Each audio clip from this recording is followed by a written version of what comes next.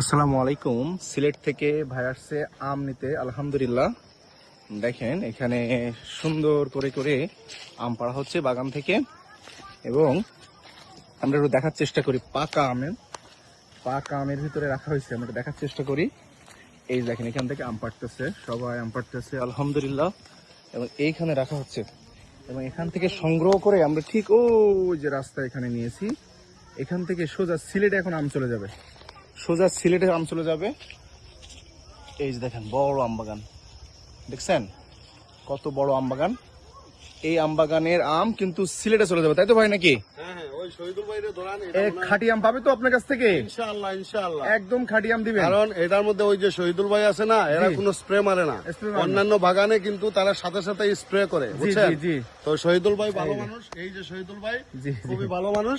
ইনশাআল্লাহ উনি কোনো স্প্রে করে নাই, ডাইরেক্ট বাগান থেকে পেড়ে আমাকে দিতেছে। মাশাআল্লাহ মাশাআল্লাহ, সবাই দোয়া করবেন। সবাই দোয়া করবেন ইনশাআল্লাহ। আসসালামু আলাইকুম।